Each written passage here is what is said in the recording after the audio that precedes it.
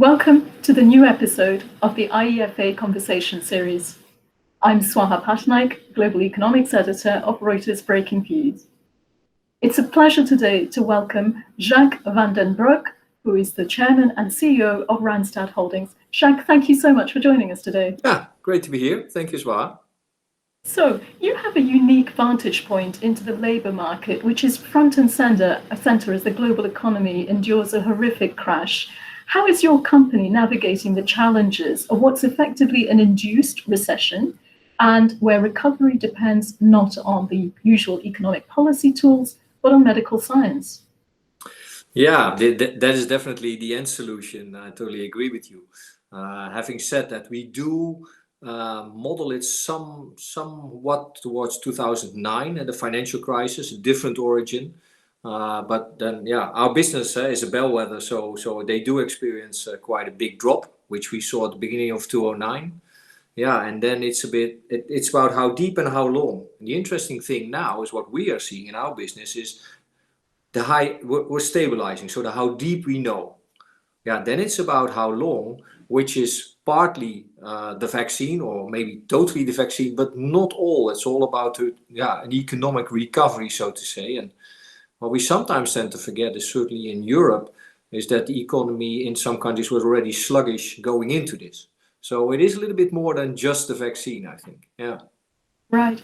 And one of the other differences is also about the level of welfare, state support, and the benefits that different countries have. Germany, for example, has a short work model, which has got a lot of attention. Yeah. The US is perhaps less generous in some ways, despite the measures that have been brought on stream. Do you think the generosity or otherwise of these measures will determine which countries bounce back quickest, and who do you think will be first out of the starting blocks? Yeah, well, the system in Germany is definitely, in Germany there's a lot of people working in manufacturing. There's a lot of investments in their skills, so to say. So what we've seen also in earlier crises is, yeah, you do keep hold of these people in that sense. So there is a bounce back, so to say. I think in the US there's a different vision on the workforce as such, where if companies are, they survive the crisis, they will start hiring again. So there's also a difference between, in a way, Europe and the US, as in the US, it's immediately visible what the unemployment is like. Within 6 weeks, it's 20% or thereabout, and nobody ever knows if that's the peak. In Europe, there is also this false sense of security, so to speak. So it might, after companies are coming out of the crisis, so to say, and government schemes sort of run out at some point, then there might still be massive layoffs if the economy doesn't pick up. And then it remains to be seen. I think for individuals, though, if in the US you need to go to an unemployment institution, which of course, given the numbers now, is understaffed, I think it's more traumatic than in Europe, where you have this relationship with your employer. You're still uncertain, because consumer confidence in Europe is not higher than it is in the US. I think everybody's uncertain at the moment, but you still have this, you're in contact with your employer, they might communicate on what goes on.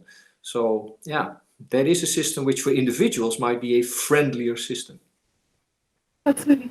You had a very interesting if in your reply there, if companies survive. Now, that's a huge if. There were lots of companies which were healthy pre-virus, which have had cash flow problems and may not survive, unfortunately. What do you think the outlook is for your industry, the staffing recruitment industry, and how will companies go about hiring? When will they go about hiring? Yeah, that's always the million-dollar question, of course.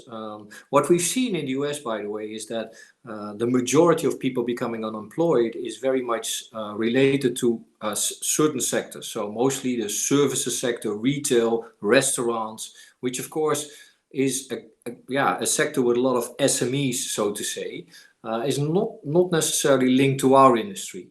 So if you look at what our industry is active in, of course, the whole events industry, airlines, travel, hospitality. If you're big there, But overall, for our business, is less than 5% of our total book, so that's okay. At the same time, you also see a lot of call it growth sector still.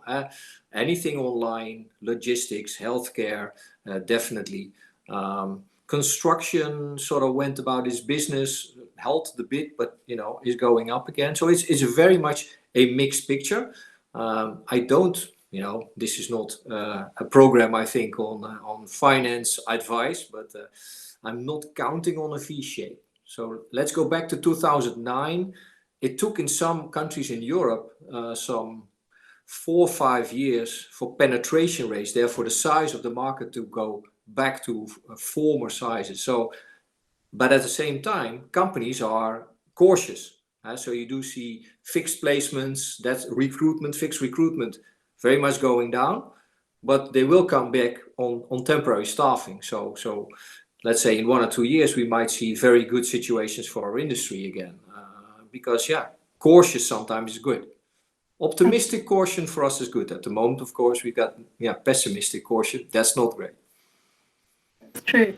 Let me ask you about another aspect, which you may have insight into, which is about pay and pay prospects. During this crisis, we have seen sort of key workers who were perhaps underappreciated before being applauded literally in the UK every week and in other countries as well. Some of them, grocery drivers, grocery work, frontline workers, delivery staff, the nurses, are amongst the lowest paid in the pay scale. Do you think there will be a step change in pay and pay expectations once this crisis is over and our appreciation hopefully stays? Yeah, of course, these are what we now call the essential workers, but I think there are different situations. So we have seen the pay of healthcare workers going up because there's scarcity. This is a job that you cannot do overnight, and therefore, certainly in Europe, we've seen above average pay increases in the last couple of years. Having said that, it is a societal cost. Care is a societal cost. Given the demographics, it will increase over time. So what I would advise in a way the healthcare industry is to automate very quickly. Historically, that sector has been at the low end of automating processes. If they do that, there's 2 things which come out nice. The cost overall go down of healthcare, and we can pay the essential workers more. But if it needs to come out of the current budgets, not too optimistic, given the current respect. Respect doesn't automatically give you a pay raise, unfortunately. It does with professional sports athletes, but not in the broad sense. Logistics is an interesting thing also. On the one hand, you see a lot of online, so everything online is growing. At the same time, consumers are not paying for the delivery. If you look at what people are being paid, and you hinted at it, I would very much favor these people to have way more. Also because it's a bit of a funny business model. 50 to 60% of what people order online, they send back. So it's a back and forth, and they compete on free delivery and that sort of thing. So if you have all that, there's not a lot of money to go around, right? So I would definitely, but it's not a very well-regulated service, but I would welcome the actors in this space who want to compete on the quality and also, pay. And it's not just that, but it's also the environmental cost, right? So there's a lot of these buses driving around all the time. So if you make it a little bit more expensive, people might, just think about ordering, and people get paid more. I think that's the best of both worlds. And we're all getting used to less consumption anyway. So no, but true. Well, that's also an interesting one, right? I don't know how it is with you, but I've not worn a suit for 2 months. So I'm like, yeah. Not missing it either. We're running through everything you said there. The subtext is about companies looking at profits. Do you think there will be a change in how companies balance sort of profit and the good of a wider range of stakeholders? In effect, will governments make them look differently at that balance as we go forward and have to pay for some of the costs of the protecting people against the coronavirus? Yeah, maybe I'm a bit tainted by my background. So I've been working all my life at Randstad, and our founder, Frits Goldschmeding, we were founded in 1960. And in the early 80s, he wrote in his annual report that a company doesn't have the right to exist if they don't give back to society. In the core of what they do, not just in terms of projects and support on the side, but in the core of what they do. So that's how I've been brought up. So the whole debate about a shareholder, stakeholder, long-term taking care of your environment. For me, yeah, I've not known anything else, and I do think, and not just already pre-COVID, you saw BlackRock and a lot of investors saying, we want our companies that we invest in to stand for something. We want to incentivize management on something else than just shareholder value. We, for example, a large part of our long-term incentives is based on sustainable targets. So yeah, I think in general that's something that needs to happen in society. And I don't think it will speed up. You have the big debate about if you take government support, that government will urge you to be green or to be more sustainable. I think over time, if you're not that, you'll fall by the wayside as a company anyway. Great. That's a lot of food there for thought, Jacques. Thank you very much for sharing your views so frankly and for joining us. Thank you all for tuning in to the IEFA Conversation Series.